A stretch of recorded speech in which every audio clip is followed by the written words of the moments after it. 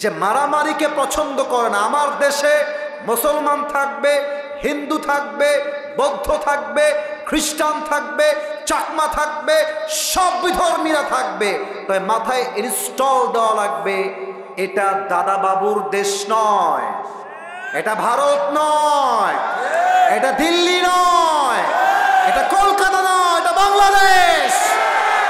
আল্লাহ আমাদের সবাইকে ধর্মীয় পরিপূর্ণ অঙ্গন যেইটা আছে এখান থেকে পরিপূর্ণ মুসলমান হওয়ার তৌফিক দান করুক। পড়েন সবাই আমিন। প্রকৃত মুসলমান হওয়ার জন্য কি লাগবে? হাতটা মুসলমান হতে হবে। হাত মুসলমান হবে কখন? যখন আপনি হাত দিয়ে হারাম কাজ করবেন না। চোখ মুসলমান হবে কখন? যখন চোখ দিয়ে আপনি হারাম কোনো জিনিস দেখবেন না। জবানটা মুসলমান হবে কখন? যখন জবান দিয়ে আপনি অশ্লীল কোনো হারাম গালি দিবেন না। আপনার পেটটা কখন হবে মুসলমান? যখন এই পেটে কোনো হারাম খাবার যাবে না। আপনার পা মুসলমান কখন হবে? এই পা দিয়ে আপনি যখন কোনো সিনেমা হলের দিকে হেঁটে হেঁটে যাবেন না। ঠিক কিনা বলেন? পুরো দেহটাকে মুসলমান বানাইতে হবে। সকলেই বলেন আমিন। সবাই দুই হাত তুলেন, সবাই দুই হাত তুলেন, সবাই, কেউ যেন বাদ পড়ে না যায়। বলেন সবাই ঝিনাইদহের শৈলকুপার ভার। বলেন সবাই হুজুর। শেষ ভালো যার সব ভালো তার। অতএব আস্তে কথা কইেন না, জোরে কন, বলেন হুজুর। আমরা ঝিনাইদহের সন্তান, আপনাকে ওয়াদা দিলাম। আরে यार जोर से बोलो, ওয়াদা দিলাম। দোয়া না করে আমরা কেউ, আমার দুই হাত দেখবেন, আমি যেমনে বলবো exactly you have to copy. আপনাকে এমনিই বলতে হবে। বলেন যাব না। আস্তে হয়ে গেছে, আমি কিন্তু বুঝি। বলেন সবাই যাব না। বলেন সবাই ইনশাআল্লাহ। হাত নামান। এবার আপনি বিয়ে করবেন, 25 বছর বয়স, মেয়ের কাছে গেছেন, মেয়ে দেখতে, দেখছে আপনার মুখে চাপ দাঁড়িয়ে আছে। সোনামণি দাড়ি রেখে তোমাকে ভালো লাগছে না, দাড়ি কেটে ফেলতে হবে। দাড়ি কাটলে তোমাকে স্মার্ট লাগবে, আমি তোমাকে বিয়ে করবো। দাড়িতে আমার পছন্দ নয়। তুমি যদি মুত্তাকি হও তোমার কথা কেমন হবে আমার থেকে শুনে নাও। তুমি বলবা যেই বেডি আমার দাড়ির জন্য বিয়ে করতে চায় না, সেই বেডি আমার বউ হওয়ার যোগ্যতা রাখে না। এটা নবীর সুন্নাহের দাড়ি, এটা আজও আছে, আগামীতেও থাকবে। যেই মেয়ে বিয়ে করতে চায় না দাড়ির জন্য, আলবিদা, সালাম, বাই বাই, টাটা, আল্লাহ হাফেজ। তোমার মতো টিকটকার মেয়েকে আমি নিজেই বিয়ে করব না।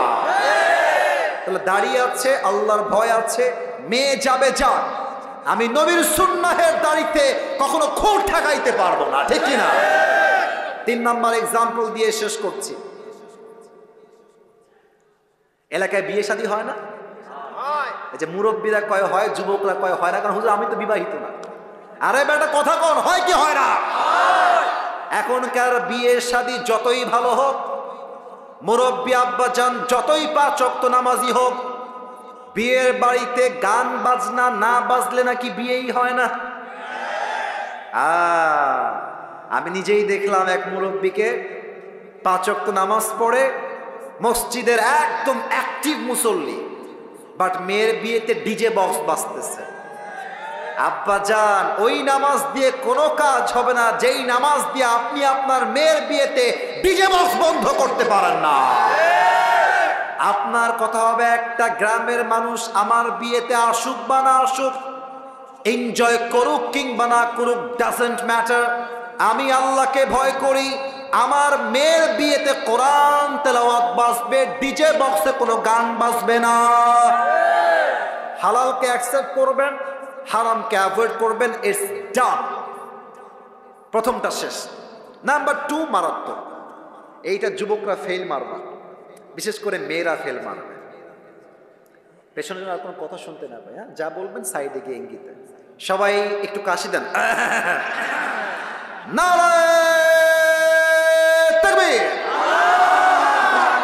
তাকওয়ার 2 নাম্বার সংজ্ঞা হলো, আমি যখন রুমের জানালা বন্ধ করে দিলাম, দরজা বন্ধ করে দিলাম, আমি যখন হিন্দি সিরিয়াল দেখছি, মোবাইল ফোনে পর্নোগ্রাফি দেখছি, অশ্লীল ভিডিও দেখছি, আমাকে কেউ দেখে না, আমাকে দেখে একজন, তিনি কে? মাশাআল্লাহ, কি সাউন্ড! দিস ইজ কল্ড তাকওয়া। এটাই তো তাকওয়া। বড্ড আফসোস লাগে মেয়েদেরকে দেখলে হাতে মোজা পরে, পায়েও মোজা পরে, মুখটা নেকাব দিয়ে ঢাকা, देखले मन হবে यार ये तो अभी के अभी जन्नत से भाग के दुनिया में आई है, कन्फर्म जन्नती है माशाअल्लाह। এত সুন্দর বোরকা পরে, হিজাব পরে, নিকাব পরে, but I am feeling so shy to talk about on this matter. বলতে লজ্জা লাগছে ঝিনাইদহের ভাইরা, বোরকা পরে, হাতেও মোজা, পায়েও মোজা, মুখটাও ঢাকা। এই মেয়েটাই বোরকা পরে পার্কে গিয়ে বাদাম খায় আর বয়ফ্রেন্ডের সঙ্গে নষ্টামি করে বেড়ায়। এখন বলবেন হুজুর জামা দেখেই তো মনে হচ্ছে কনফার্ম জান্নাতি হে মাশাআল্লাহ, কিন্তু প্রেম করছে কেন হুজুর? সোনামণি, উপরে ফিটফাট, ভেতরে পুরোটাই সদরঘাট। এজন্য আমি বলি বোরকাওয়ালি দেখলেই পাগল হয়ে যেও না, সব বোরকার পেছনে আসল দিন লুকায় থাকে না। অতএব যেই মেয়েটা বোরকা পরে পার্কে পার্কে প্রেম করছে, ও যদি বুঝতো আমাকে কেউ না দেখলেও আল্লাহ দেখছেন, ও কি বোরকা পরে প্রেম করতে পারতো? সেই দিন একজন যুবক আমার কাছে আসছে। এটা আসলে বড্ড মারাত্মক ঘটনা। এটা না বললে যুবকরা তাকওয়া কাকে বলে বুঝবা না তোমরা। এক যুবক এসে বলছে, হুজুর আমি যদিও বা 5 ওয়াক্ত নামাজ পড়ি, তবে এটা অনেকের রোগ, এখানে যারা এসেছে অনেকের রোগ এইটা। বলছে হুজুর আমি নামাজ পড়ি, তবে আমার রাতের বেলা ব্লু ফিল্ম না দেখলে না হাসবা না। আস্তাগফিরুল্লাহ, হাসছো কেন তোমরা? লজ্জাবোধ থাকলে তো হাসির কথা নয় এটা। রাতের বেলা পর্নোগ্রাফি না দেখলে আমার মাথা কাজ করে না, আমার ঘুম আসে না, এটা তার সমস্যা। তো সেই যুবকটা একদিন, বাবা নাই বাসায়, মাও নাই, কেউ নাই বাসায়, সবাই বাহিরে গেছে। তো রাত বাজে 12টা 1টা মেবি অন অ্যাভারেজ। তো জানালা বন্ধ করে দিয়েছে। বামে কেউ মনে হয় কথা বলছো, পায়ে হাত। ভালোবাসার ভাইয়েরা কথা বলবেন না, আচ্ছা একদম কথা বলবেন না। রাত বাজে 12টা 1টা, যুবকটা বলছে মা বাবা কেউ নাই হুজুর, আমি জানালাও বন্ধ করে দিয়েছি, দরজাও বন্ধ, everything is locked. Also I have turn my turn of my light, যত রুমের লাইট ছিল সব অফ করে দিয়েছি, আমি একা, অন্ধকার, পুরো বাসা ফাঁকা। তো আমি মোবাইল ফোনটা নিয়ে আমি পর্নোগ্রাফি দেখার জন্য কানে হেডফোন দিয়ে মানে মোবাইল ফোনটা অন করেছি। তো আমি পর্নোগ্রাফি দেখছি, I was watching pornography at the same time. Just আমার কানে একটা ঠাস করে শব্দ আসলো, মনে হলো কেউ বাসায় এসেছে। আমি খুব দ্রুত ইয়ারফোন খুলে মোবাইল ফোনটা সাইডে রেখে দিয়ে ভাবলাম যে হয়তো আব্বা আম্মা কেউ চলে আসছে, আমাকে দেখে ফেলবে, সব রেখে দিয়েছি, লাইট দিয়ে দিয়েছি, গেট খুলে দিয়েছি, দৌড় দিয়ে গেছি, ভয়ে থরথর করে কাঁপছি, কেউ মনে আমাকে দেখে ফেললো পর্নোগ্রাফি দেখতে, সম্মান তো নষ্ট হয়ে যাবে আমার। আমি গিয়ে দেখছি কেউ আসে নাই, জানালা বন্ধ ছিল, ওই পাশে বন্ধ, গেট বন্ধ, গেটও বন্ধ। আমি গিয়ে দেখলাম একটা বিড়াল এসেছে, বিড়ালটা একটু লাফ দিতে গিয়ে গ্লাসটা করে গ্লাস ভেঙে গেছে, সেই শব্দ আমার কানে এসেছে। তখন আমার কলিজায় একটা কথা আঘাত লাগলো যে সামান্য একটা বিড়ালের শব্দে আমার কলিজায় কম্পন তৈরি হয়ে গেল, কেউ আমাকে দেখে ফেলে কিনা। কিন্তু প্রত্যেকটা মুহূর্ত যে আল্লাহ আমাকে দেখছেন, এটা আমি কল্পনা করতে পারি নাই হুজুর। আর যখন থেকে বুঝে গেছি যে আল্লাহ আমাকে দেখেন, আমি যখন হিন্দি গান দেখি আল্লাহ আমাকে দেখেন, আমি যখন পর্নোগ্রাফি গেটটা লাগিয়ে দিয়ে দেখি আল্লাহ আমাকে দেখেন, ওই তাকওয়ার চিন্তা আসার পর থেকে আজ অব্দি আমি কখনো পর্নোগ্রাফি ভিডিও আজ অব্দি দেখি নাই। সুবহানাল্লাহ, এটাই তো তাকওয়া। কেউ দেখে না, কেউ শোনে না, শোনে একজন, দেখে একজন, তিনি কে? ওমরে ফারুক রাদিয়াল্লাহু তাআলা আনহুর জামানায় ওমরে ফারুক একবার বাসার থেকে বের হয়েছেন, রাত বাজে 2 থেকে 3টা, একটা বাসার সামনে গিয়ে দাঁড়িয়ে গিয়েছে, দেখছেন বাসায় কোনো সমস্যা আছে কিনা, কিছু লাগবে কিনা। তো উনি আওয়াজ পেলেন যে বাসার ভিতরে মা এবং মেয়ে বসে আছে। কথা কি বলছি পাশে? এই ওই পাশে কে কথা বলছে দেখেন তো আপনারা, কথা বলো না কলিজারা, কতবার বলা যায়, তোমরাই বলো, 1 ঘন্টা তো হয়ে গেল, কেন কথা বলো তোমরা? তো দেখছে মা তার মেয়েকে বলছে, যাই মেয়ে, দুধের পেয়ালা নিয়ে আসছে, দুধের পেয়ালা তুই এখন পানি মিশা, পানি মিশাবি, বিক্রি বেশি হবে, লাভ বেশি হবে। মেয়ে বলছে মা আমি পারবো না। কারণ কি? বলছে মা তুমি কি জানো না ওমরে ফারুক ফরমান জারি করেছে এই রাষ্ট্রের কেউ দুধের সঙ্গে পানি মিশিয়ে বিক্রি করতে পারবে না। মা বলছে আরে বাদ দে, কোথায় ওমর, কোথায় তার সৈন্য, কোথায় পুলিশ, কোথায় বিডিআর, কোথায় র্যাব, কেউ নয়, তুই মিশা পানির সঙ্গে দুধ মিশা। বলছে মা আমি দুধের সঙ্গে পানি মিশাইতে পারবো না, কারণ হলো ওমর নাই, পুলিশ নাই, র্যাব নাই, বিডিআর নাই, কেউ নাই। বাট এই মুহূর্তে আমাকে দেখছে একজন, আওয়াজ দিয়ে বলেন সবাই তিনি কে? এই কথা শুনে ওমরে ফারুক বাহির থেকে থরথর করে কেঁপে উঠেছে। আরে একটা যুবতী মেয়ের মাঝে এই পরিমাণ আল্লাহর ভয়! ওমরে ফারুক বুদ্ধি করে বাসার দেওয়ালে একটা দাগ টেনে দিয়েছে। আগামীকাল সকালবেলা সন্তান আব্দুল্লাহ ইবনে ওমরকে ডাক দিয়ে বলছে এদিকে আসো। ও আব্বা জান তুমি কি বিয়ে করতে চাও কিনা আমাকে বলো। তো ছেলে বলছে আব্বা আমি বিয়ে করতে চাই, তবে পাত্রীকে। ওখানে একজন উঠে যাচ্ছে, এই যে এই যে এই যে এই যে এই যে একজন, এই যে মুরব্বী বসেন। একজনও ওঠেন না 1 ঘন্টা, একজন উঠলে আমার চোখ আছে, সবার দিকে আমার চোখ যাচ্ছে। আমি আর কিছুক্ষণ ওয়াচ করব, দোয়া না করে কেউ মাঠ ছাড়তে পারবে না, ঠিক কিনা বলেন?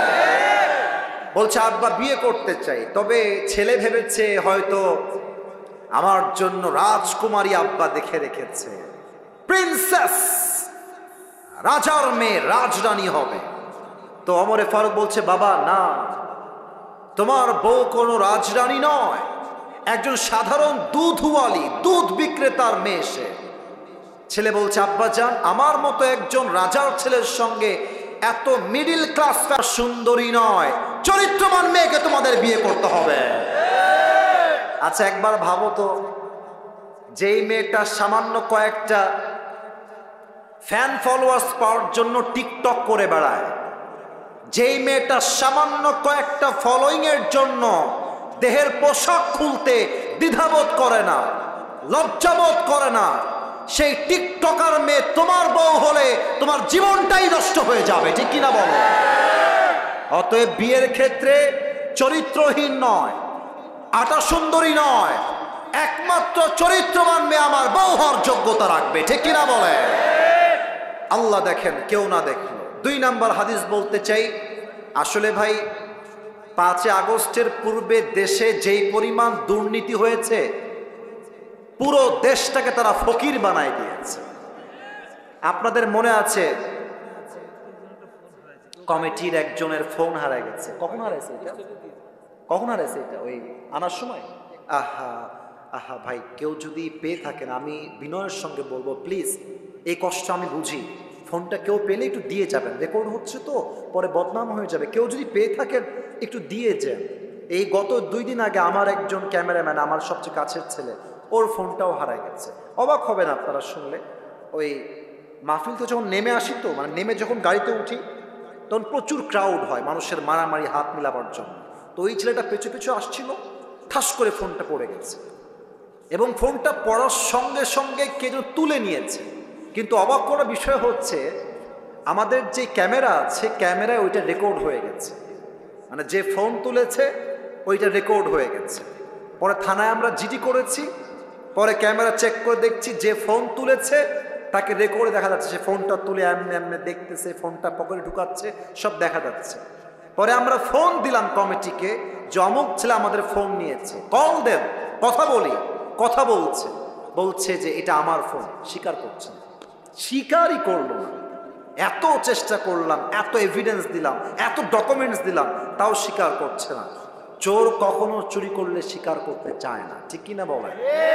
তো কোনো মান্যগণ্য ব্যক্তি বা যুবক ভাই যদি পেয়ে থাকেন, আদবের সাথে মেহেরবানি করে দিয়ে দিবেন, খুব কষ্ট হবে না হয় যুবকটা। আল্লাহ তাকে ব্যাগ দেওয়ার তৌফিক দান করুক, পড়েন সবাই আমিন। তো দেখবেন যে 3 আগস্টের একটা ভিডিও ফেসবুকে আছে, 3 আগস্টের, যদি মনে চায় বাসায় গিয়ে চেক করে দেখবেন, আমার কথা যদি মিথ্যা হয়। তো দেখবেন যে আমাদের যে মেট্রো রেল ছিল, মেট্রো রেল ঢাকার আগুন লেগে গেল 3 আগস্ট বা 2 আগস্টে। তো আমাদের যিনি প্রধানমন্ত্রী ছিলেন, এই মহিলা নাটক করতে পারতো খুব ভালো, খুব নাটক।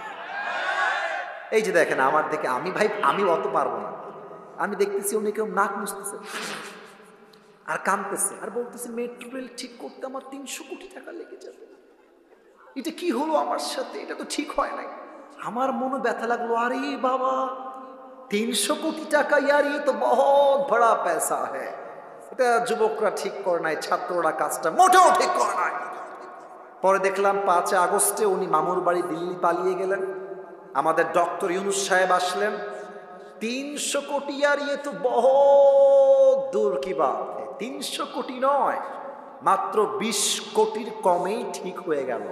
তখন আমি বুঝতে পারলাম, একবার ধরলাম 280 কোটি এক চান্সে, তাহলে গত 16 বছরে কত হাজার কোটি টাকা পাচার হয়েছে, এটা মুখ দিয়ে বলা সম্ভব হবে না।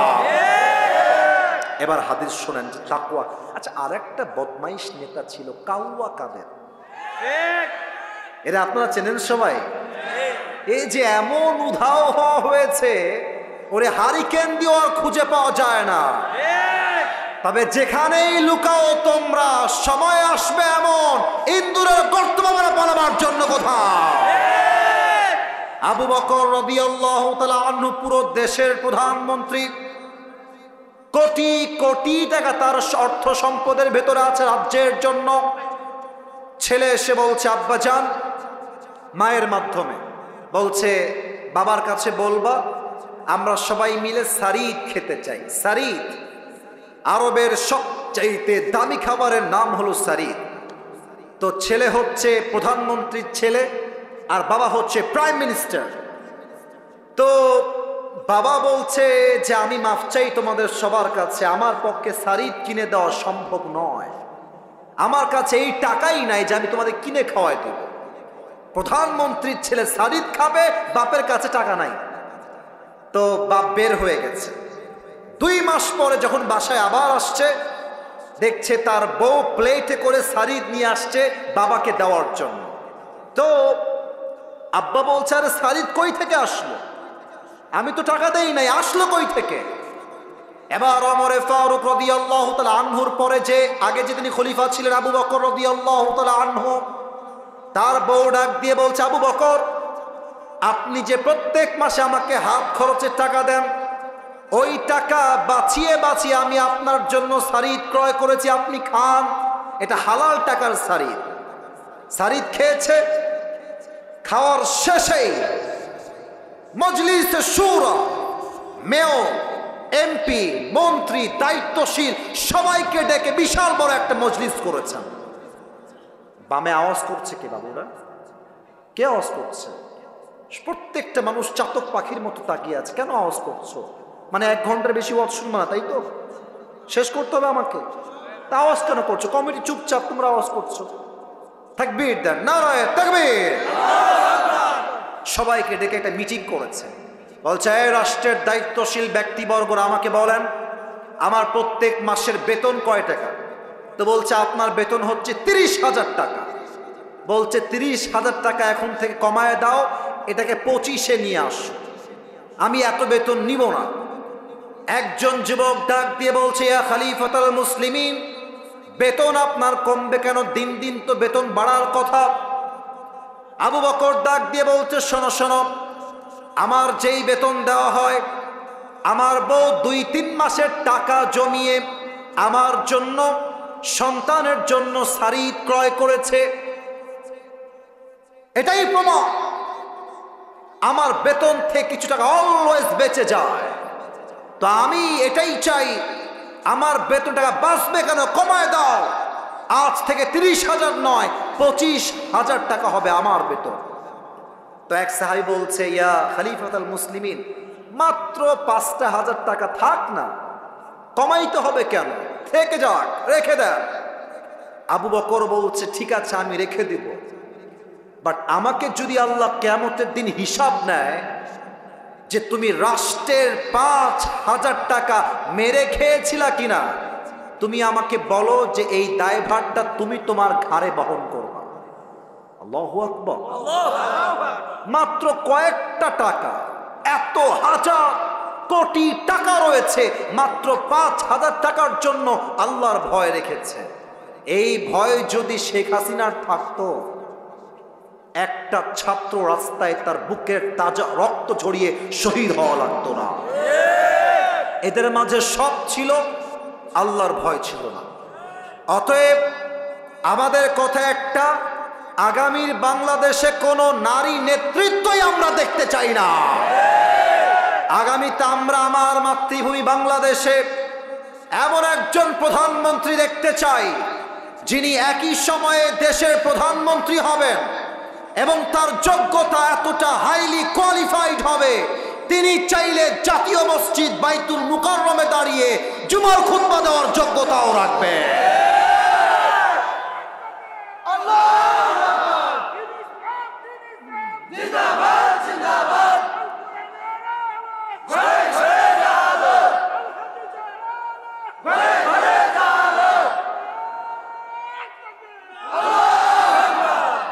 বাঘের বাচ্চা তাকবীর দিয়েছে, ঠিক কিনা বলে? আমার সঙ্গে একবার দিবেন তো, জাস্ট একবার কাশি দেন সবাই।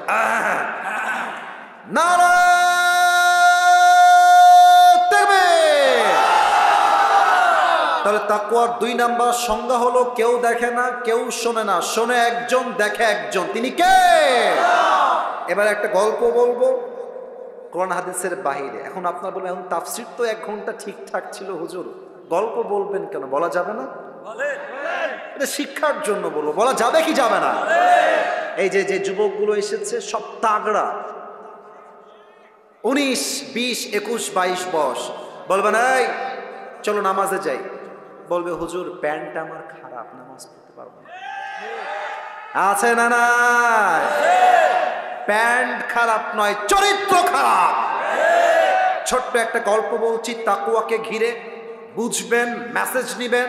2 নাম্বার মেসেজ বলবো, পুরস্কার দিয়ে দোয়া করে বাসায় ফিরে যাব। রাজি আছেন তো ইনশাআল্লাহ?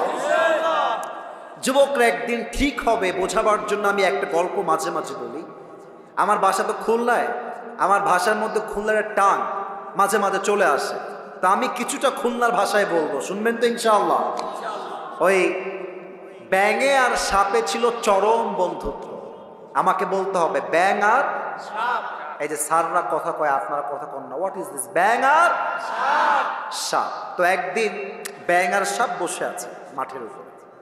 তো ব্যাঙ কচ্ছে, বন্ধু তোমার চেহারা বড্ড সুন্দর বন্ধু, তোমার যে গায়ের রং জাস্ট ওয়াও, তোমার যে ফসফস করা স্টাইল দেখতে চরম ভালো লাগে বন্ধু, খুবই সুন্দর তুমি দেখতে।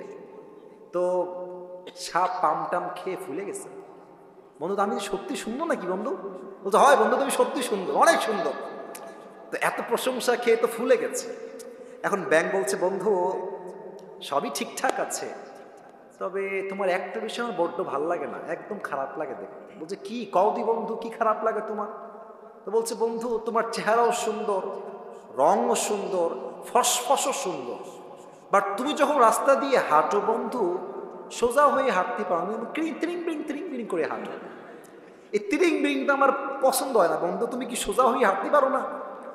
তো সাপ বলছে, বেয়াদব, তোর এত বড় সাহস, তুই আমার বদনাম করতেছিস, তোরা আজকে খাইছি। এমনি ফস করে উঠছে।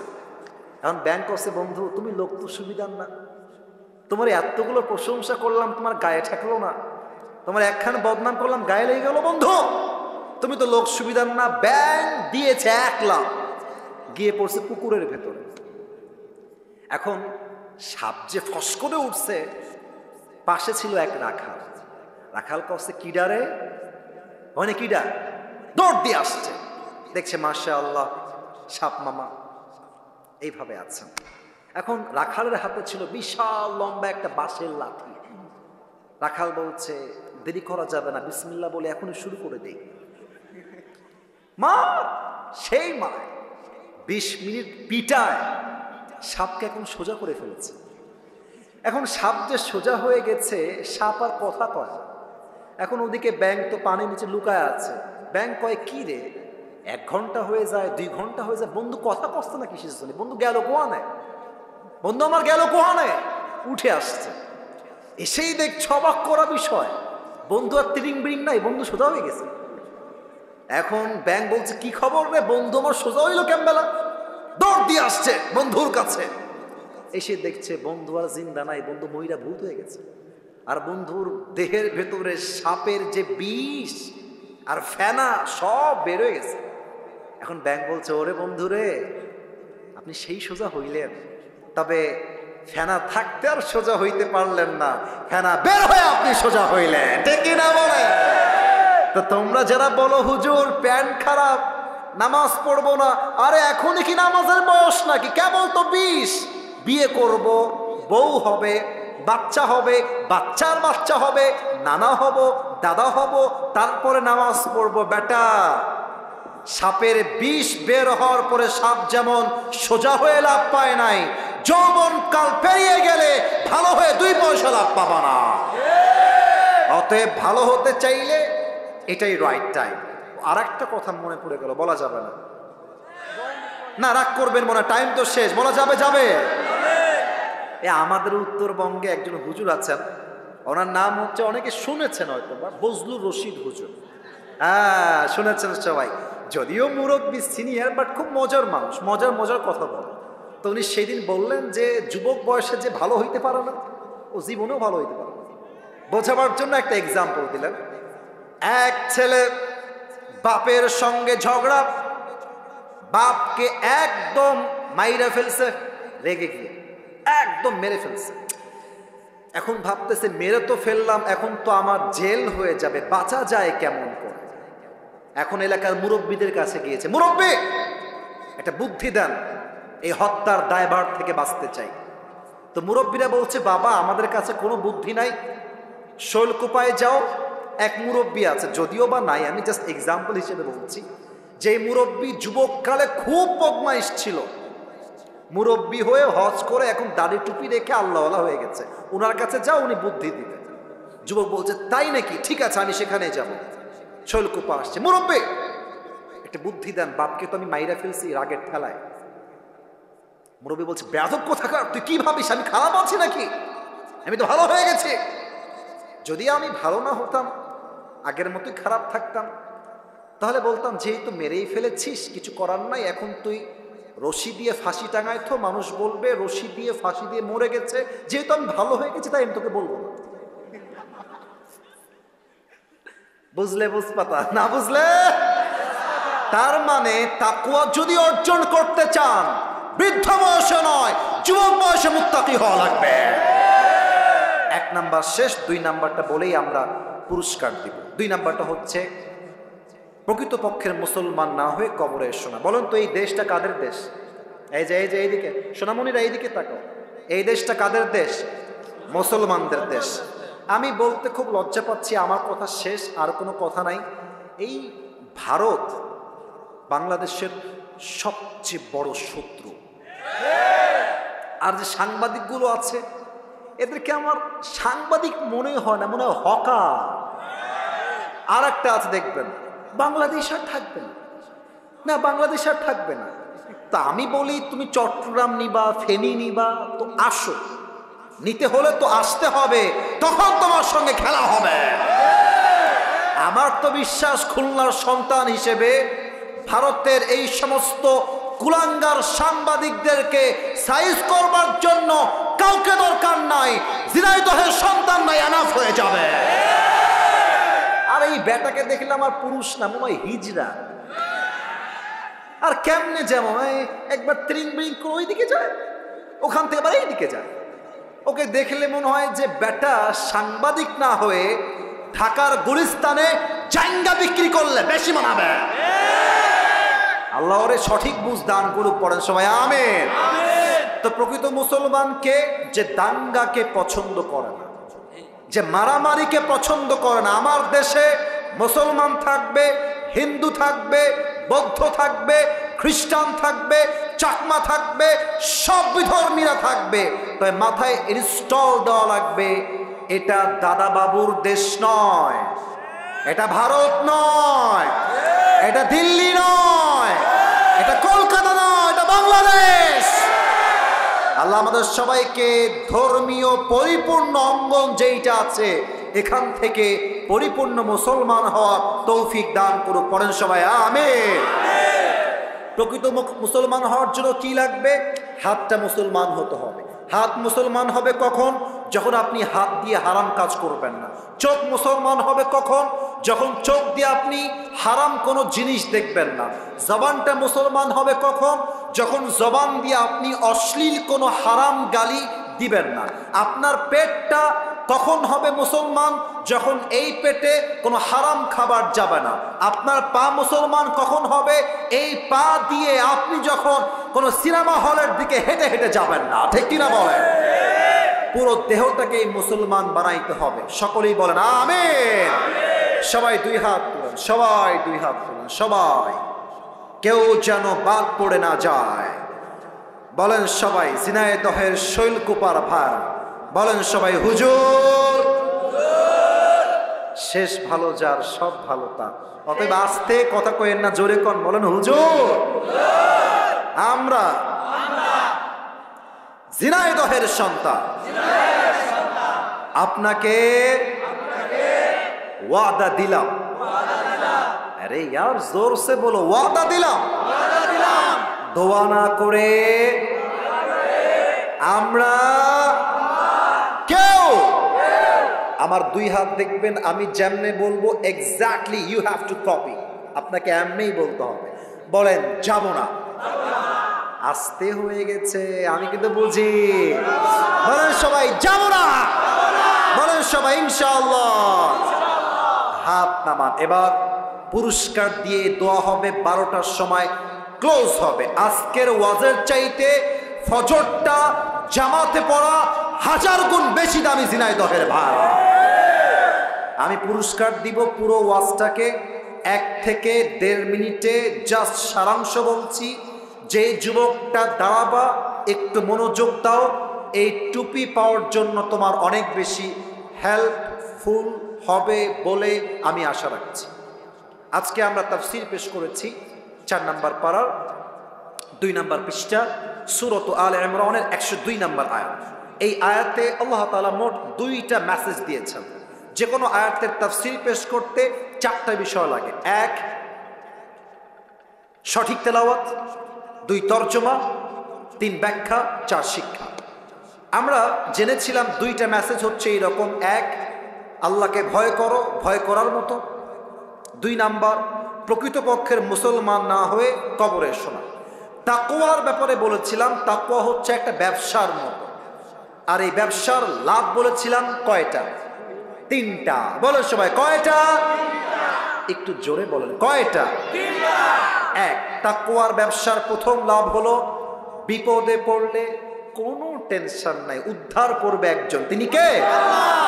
2 নাম্বার তাকওয়ার ব্যবসার 2 নাম্বার লাভ হলো রিজিকের কোনো টেনশন নাই। যে মুত্তাকি তার রিজিককে আল্লাহ এমন জায়গার থেকে দিবে, মুত্তাকি বান্দা কল্পনাও করতে পারবে না রিজিকটা আসলো কই থেকে। সুবহানাল্লাহ। 3 নাম্বার লাভ হলো তাকওয়া যেই বান্দার হৃদয়ে থাকবে, একটা জান্নাতের মালিক হবে না, সে 2টা জান্নাতের মালিক হয়ে যাবে। জোরে সরে পড়েন সুবহানাল্লাহ।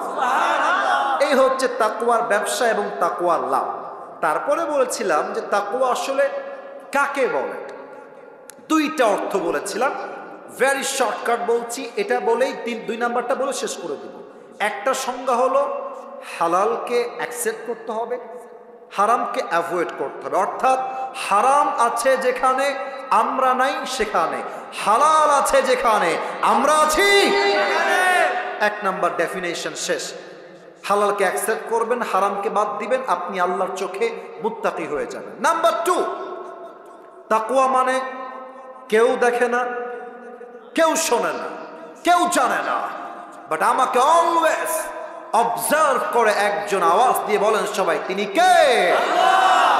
সেই ক্ষেত্রে 2টা হাদিস বলেছিলাম। 1 ওমরে ফারুকের হাদিস।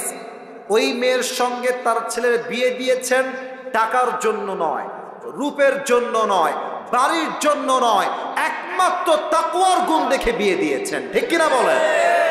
এক নাম্বার হাদিস শেষ। 2 নাম্বার বলেছিলাম এই রাষ্ট্র দুর্নীতিমুক্ত হবে তখন যখন এই রাষ্ট্রের প্রত্যেকটা নেতা হৃদয়ে আল্লাহর ভয় থাকবে। আবু বকর রাদিয়াল্লাহু তাআলা আনহু বেতন বলেছিলাম এক্সাম্পল হিসেবে 30,000। যখন তার বউ শাড়ি কিনলো টাকা বাঁচিয়ে, উনি বুঝে গেলেন বেতনটা একটু বেশি হয়ে যায়, উনি কমিয়ে দিলেন। একটাই কারণ, এটার কিয়ামতে হিসাব হবে, সেই ভয় তার অন্তরে আল্লাহ দিয়েছেন। অতএব আমি যত দুর্নীতি করি, দেশের টাকা বিদেশে পাচার করি, যত যাই করি, কেউ না দেখলেও দেখে একজন, তিনি কে? 1 নাম্বার তাকওয়া শেষ। 2 নাম্বার হচ্ছে do not die except as a Muslim. মুসলমান না হয়ে কবরে শোনা। মুসলমান কখন হব? চোখ যখন মুসলমান হবে, হাত যখন মুসলমান হবে, পা যখন মুসলমান হবে, জবান যখন মুসলমান হবে, পেট যখন মুসলমান হবে। পা মুসলমান হবে কখন? যখন এই পা দিয়ে হারাম কোনো কাজে আমরা পদক্ষেপ নিব না। হাত মুসলমান হবে কখন? যখন এই হাত দিয়ে আমি মাস্টারবেশন করব না, যখন এই হাত দিয়ে আমি চুরির দিকে হাত বাড়াবো না, তখন আমার হাতটা মুসলমান হবে। এই চোখ মুসলমান হবে কখন? যখন আমি এই চোখ দিয়ে কোনো গায়রে মাহরাম নারীর দিকে চোখ তুলে তাকাবো না। আমার জিহবা মুসলমান হবে কখন? যখন আমি জিহবা দিয়ে কোনো গীবত করব না, গালি দিব না। আমার পেট মুসলমান হবে কখন? যখন আমার এই পেটে হারাম কোনো খাদ্য প্রবেশ করবে না। ঠিক কিনা বলেন? এই 2টা মেসেজ এবং তাকওয়ার ব্যবসার লাভ 3টা। আমি প্রশ্ন করলে উত্তর দিতে পারবে, 3বার চান্স দেওয়া হয়, বেঁধে গেলে আমি উত্তর নিজেই বলে দেব। 3বার যদি বেঁধে যাও, এমন কোন যুবক যে বারবার প্রশ্ন করলে উত্তর দাঁড়িয়ে যাও বাঘের বাচ্চার মতো, কে আছে? একজন আছে, পাওয়া গেছে। ভাই আপনি এই পাশে চলে আসেন, এই পাশে। খুব মনোযোগ দিয়ে শুনছিল, আমি জানালাম থাকার সময় তাকে দেখলাম যে খুব মনোযোগ দিয়ে শুনছে। এই পাশে একদম মাইকটা নিবেন। আমার ঝিনাইদহের শৈলকুপার ভাইয়ের আমার দিকে তাকান। নিয়ম বলে দেই, আমার ভাই 3বার বেঁধে গেলে আমি তাকে হেল্প করব, উত্তর বলে দিব। সে না পারলে আরেকজনকে চান্স দেওয়া হবে। আর 2 নাম্বার নিয়ম হলো, যারা অডিয়েন্স এখন এসেছেন, বসে আছেন, দে আর মাই রিয়েল অডিয়েন্স। যারা 2-1 জন চলে গেছে, হয়তো আমার চেহারা দেখতে তারা এসেছে, বাট এখন যারা এসেছে আমাকে দেখার জন্য কেউ আসে নাই, একমাত্র আল্লাহর ভালোবাসাই তারা মাহফিলে অংশগ্রহণ করেছে। ঠিক কি না? এদিকে আসেন। 2 নাম্বার নিয়ম হচ্ছে আপনাদের জন্য, এদিকে ঘুরে তাকান। আচ্ছা, বুঝতে পেরেছি, ওটা বুঝে গেছি। আমি এই নিয়ম বলে দেই, আমার ভাই যখনই কোনো উত্তর দিয়ে দিবে, আপনারা সবাই জবান খুলে বলবেন মারহাবা। বলেন সবাই মারহাবা। কেউ যেন উঠে যাবেন না। আমি দোয়া শেষ না করা অবধি কাউকে যেন না দেখি উঠে যাচ্ছে না। চরম বেয়াদবি হবে, এটা আমার সম্মানেও আঘাত লাগবে, এটা কোরআনকে অসম্মান করা হবে। জাস্ট 5টা মিনিট আর ধৈর্যের পরিচয় দিবেন। ভাই সালাম দেন সবাইকে। আসসালামু আলাইকুম ওয়া রাহমাতুল্লাহি ওয়া বারাকাতুহু। ওয়ালাইকুম আসসালাম ওয়া রাহমাতুল্লাহি ওয়া বারাকাতুহু। উত্তরটা একটু আসতে হয়েছে, আবার সালাম দাও। আসসালামু আলাইকুম ওয়া রাহমাতুল্লাহি ওয়া বারাকাতুহু। ওয়া আলাইকুম আসসালাম ওয়া রাহমাতুল্লাহি ওয়া বারাকাতুহু। প্রিয় ভাই, আপনার কোনো ভয় নাই। আপনি ঝিনাইদহের ছেলে, এখানকার ছেলে। আপনার কথা হবে বিড়ালের বাচ্চার মতো নয়, সিংহের মতো গর্জন দিয়ে। ঠিক কি না? আপনারা সবাই একবার প্র্যাকটিস স্বরূপ আমার ভাইকে সাধুবাদ জানিয়ে বলেন সবাই মারহাবা। ভাইয়া আপনি বলেন যে আজকে আমরা কোন সূরা থেকে তাফসীর পেশ করেছি? সূরাতুল আলে ইমরান। মারহাবা বলেন। আচ্ছা বলেন তো, ওই আয়াতে আল্লাহ আমাদের জন্য মোট কয়টা মেসেজ দিয়েছেন? 2টা মেসেজ। মারহাবা। প্রথম মেসেজটা কি ছিল? ইয়া আইয়ুহাল্লাযীনা আমানুত্তাকুল্লাহা হাক্কা তুকাতিহি। হ্যাঁ, আল্লাহকে ভয় করতে হবে এবং ভয় করার মতো করতে হবে। মারহাবা। দুই নম্বরটা হলো ওয়ালা তামুতুন্না ইল্লা ওয়া আনতুম মুসলিমুন, যেটা আল্লাহ তাআলা বলছে যে মুসলমান না হয়ে তোমরা কবরে এসো। মারহাবা। সে তো পেরে যাবে, কোনো সমস্যা নাই। মাশাআল্লাহ। ভাই আমার বলেন তো, তাকওয়া বলেছিলাম একটা ব্যবসার মতো, যদিও এটা আপনার মাইন্ডে নেবেন না, এটা জাস্ট মোটিভেট করার জন্য বলেছিলাম। বলেন তো প্রিয় ভাই, তা আমি কয়টা বলেছিলাম? 3টা। সে বলবে। জি বলেন 3টা কি কি? 1 নম্বর হলো হ্যাঁ হ্যাঁ পারবেন। ওমাই ইয়াত্তাকিল্লাহ ইয়াজআল লাহু মাখরাজা, ওটা স্মরণ করলে পারবেন। 1 নাম্বার তাকওয়া অর্জন করলে বিপদে আপদে। 1 নম্বর তাকওয়া অর্জন করলে বিপদে আল্লাহ তাআলা অবশ্যই পাশে থাকবেন। 2 নাম্বার 2 নাম্বার রিজিকের অভাব দূর করবে। মারহাবা। 3 নাম্বার খুবই সহজ, ওই যে 2টা বলেছিলাম। এই তো আপনি ইঙ্গিত দিয়েছেন, এনাফ, ইঙ্গিত দিলে এনাফ। 2টার মালিক হবে, পারবে পারবে। আল্লাহ রাব্বুল আলামিনকে 2টা জান্নাতের মালিক বানাবেন। আরে ভাই 2-1টা বাদ দিয়ে এত মিডিয়া এত ক্যামেরা আমরা আছি, তবুও যেভাবে বলছে বোঝাই যাচ্ছে জিনাদের সন্তান আল্লাহকে বাদ দিয়ে আর কাউকে ভয় পায় না।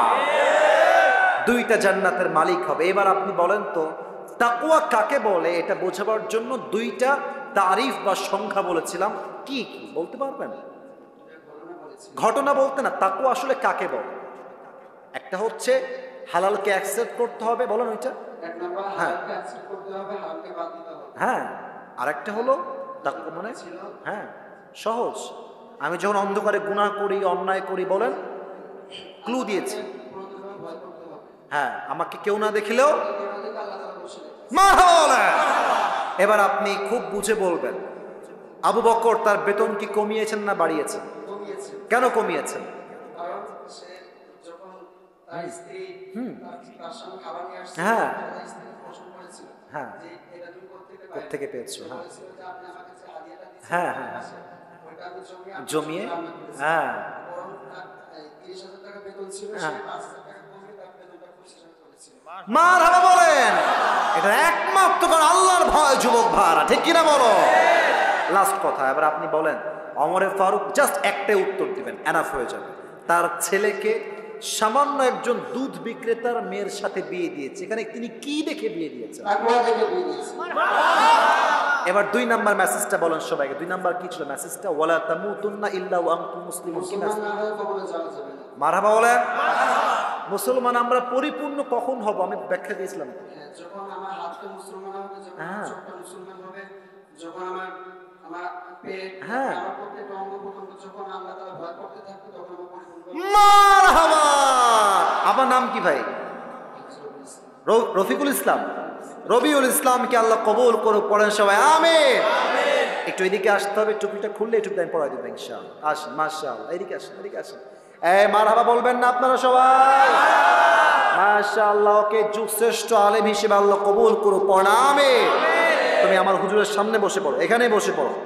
আমার ভাইয়েরা, আপনারা আমার ভালোবাসা রেখেছেন, আপনারা আমার মান রেখেছেন, আমি খুশি হলাম। ইনশাআল্লাহ আল্লাহ বাঁচায় রাখলে আগামীতেও দেখা হবে। রাজি আছেন তো ইনশাআল্লাহ? তবে একটা কথা সবাইকে বলতে চাই, এই মাহফিলটা আজকে হয়েছে, আগামীতেও এই মাহফিলটা হোক, আমরা সবাই চাই কি চাই না? যুবকদেরকে মাইনাস করবেন না। ওরা আজকে আমাকে নিয়ে আসছে, আগামীতে ওরা মিজানুর রহমান আজহারিকেও নিয়ে আসতে পারে। কই যায় এরা? কই যায়? এই যে 2জন কই যায়? এই যে আব্বাজান বসেন, বসো বসো, বসে দাও, বসে দাও। এই মাহফিলটা আগামীতে হোক, এটা আমরা কারা কারা চাই? 2টা হাত তুলে আল্লাহকে দেখায়। তাকবীর দিবেন না কেউ, হাত উপরে রাখবেন। আমি বলে দেই, ঝিনাইদহের মানুষ মুনাফেক হবেন না। ওয়াদা দিয়েছেন, দোয়া করে যাবেন, দোয়া মাত্র 3 মিনিট হবে। এই মুহূর্তে ভলেন্টিয়ার্স ভাইরা সবাই যাবেন, সবাই 2 হাত পকেটে দিবেন, আমি দোয়া করব, দোয়ার মাঝে কালেকশনটা হয়ে যাবে, দোয়া শেষ, হাত মিলাবো, বিদায় নিয়ে বাসায় যাব। রাজি আছেন তো ইনশাআল্লাহ? সবাইকে দেখছি, সবাই 2 হাত পকেটে দেন, সবাই 2 হাত পকেটে, পকেটে সবাই 2 হাত পকেটে দেন, পকেটে। এই ভলেন্টিয়ার্সরা যাও, আর কেউ ল্যাটা মেরে না বসে আত্তাহিয়াতুর সূরাতে বসেন। এই কালো গেঞ্জি বসো, বসো। হ্যাঁ, টাকা বের করে বসে পড়ো। সবাই দুরূদ শরীফ পড়ুন, আল্লাহুম্মা সাল্লি আলা মুহাম্মদ ওয়া আলা আলি মুহাম্মদ। এই ভলেন্টিয়ার্সরা যাও না কেন? 20-30 জন যাবা, যেন কোনো বিশৃঙ্খলা না হয়। কয়েকজন উঠছো মাঝখান থেকে, পিচ্ছিরা বসে পড়ো, বসে পড়ো। আমি দোয়া করছি প্রিয় ভাইরা, রাত 12টা বেজে গিয়েছে, 1.5 ঘন্টা বেশি হয়ে যাচ্ছে। মেহেরবানি করে কেউ উঠবেন না দোয়ার সময়। ঝিনাইদহের সম্মান আগেও ঠিক ছিল, শেষেও ঠিক থাকবে, ঠিক কিনা বলে? আলহামদুলিল্লাহি রাব্বিল আলামিন, ওয়াসসালাতু ওয়াসসালামু আলা সাইয়্যিদিল আম্বিয়া ওয়াল মুরসালিন। এই মাঝখানে এরা কই যায়? বেয়াদবি কেন করে এরা? বসো, আজীব ছেলে পেলে, কথা শোনো না, বসো। ওয়াসসালাতু ওয়াসসালামু আলা সাইয়্যিদিল আম্বিয়া ওয়াল মুরসালিন ওয়া আলা আলিহি ওয়া আসহাবিহি আজমাইন। আল্লাহ রাব্বুল আলামিন ঝিনাইদহের জমিনে এই শৈলকুপার জমিনে তোমার শাহী দরবারে হাত তুলেছি আল্লাহ। কলিজার টুকরা যুবক ভাইয়ারাও তোমার শাহী দরবারে হাত তুলেছে আল্লাহ। মেহেরবানি করে সবাইকে তুমি ইসলামের খাদেম হিসেবে কবুল এবং মঞ্জুর করে নাও আল্লাহ। আল্লাহ রাব্বুল আলামিন দয়া করে মেহেরবানি করে আমার যে কলিজার টুকরা মুরব্বী আব্বাজানরা হাত তুলেছে, প্রত্যেকটা মুরব্বী আব্বাজানকে তুমি আবু বকর রাদিয়াল্লাহু তাআলা আনহুর মতো ইসলামের সৈনিক হিসেবে কবুল এবং মঞ্জুর করে নাও আল্লাহ। আল্লাহ রাব্বুল আলামিন দয়া করে মেহেরবানি করে আমাদের পক্ষ হতে যাদের জনম দুঃখিনী আম্মা জান, জনম দুঃখী আব্বা জান বিদায় নিয়ে অন্ধকার কবরে চলে গিয়েছে, সকলের কবরকে তুমি জান্নাতের বাগান হিসেবে কবুল এবং মঞ্জুর করে নাও আল্লাহ। আল্লাহ রাব্বুল আলামিন দয়া করে মেহেরবানি করে আমার যে যুবক ভাইরা আজকের মাহফিলকে বাস্তবায়ন করবার জন্য মাথার ঘাম পায়ে ফেলে তারা পরিশ্রম করেছে আল্লাহ, আমার কলিজার টুকরা যুবক ভাইদের পরিশ্রমকে তুমি তোমার সন্তুষ্টির ওয়াসিলা হিসেবে কবুল এবং মঞ্জুর করে নাও আল্লাহ। আল্লাহ রাব্বুল আলামিন আজকের মাহফিলকে বাস্তবায়ন করবার জন্য যারা অর্থ দিয়ে সহযোগিতার হাত বাড়িয়েছে, সকলের দানকে তুমি তোমার সন্তুষ্টির ওয়াসিলা হিসেবে কবুল এবং মঞ্জুর করে নাও আল্লাহ। আল্লাহ রাব্বুল আলামিন দয়া করে মেহেরবানি করে আজকের মাহফিলে যেই মায়েরা বোনেরা আমার ওয়াজ শুনেছে আল্লাহ, প্রত্যেকটা মা বোনকে তুমি ফাতেমা রাদিয়াল্লাহু তাআলা আনহার চরিত্রে চরিত্রবান হওয়ার তৌফিক দান করে দাও আল্লাহ। আমার যেই যুবক ভাইরা দিনরাত পরিশ্রম করে আজকের এই মাহফিলকে বাস্তবায়ন করেছে, নেক্সট বছর এর চাইতে আরো সুন্দর মাহফিল যেন করতে পারে আল্লাহ, সেই তৌফিক আমার যুবক ভাইদেরকে তুমি পরিপূর্ণরূপে দান করে দাও আল্লাহ। আল্লাহ রাব্বুল আলামিন সর্বশেষ একটা দোয়া করে তোমার শাহী দরবার থেকে বিদায় নিব আল্লাহ। সেই 10টা 25 থেকে নিয়ে এখন রাত বাজে 12টা 5, যুবক ভাইয়ারা মুরব্বী আব্বা জানরা অত্যন্ত ধৈর্যের সাথে এই 1.5 ঘন্টার বেশি সময় ধরে কোরআন থেকে হাদিস থেকে প্রত্যেকটা কথা দিল থেকে শ্রবণ করেছে আল্লাহ। আজকের এই মাহফিলে আমরা সবাই যেমন একসঙ্গে বসতে পেরেছি, জান্নাতুল ফেরদাউসে সবাই যেন একসঙ্গে মেহমান হতে পারি, সেই তৌফিক আমাদের সবাইকেই তুমি দান করে দাও আল্লাহ। রব্বানা তাকাব্বাল মিন্না ইন্নাকা আনতাস সামিউল আলিম ওয়া তুব আলাইনা ইন্নাকা আনতাত তাওয়াবুর রহিম। সুবহান রাব্বিকা রাব্বিল ইজ্জাতি আম্মা ইয়াসিফুন ওয়া সালামুন আলাল মুরসালিন ওয়ালহামদুলিল্লাহি রাব্বিল আলামিন।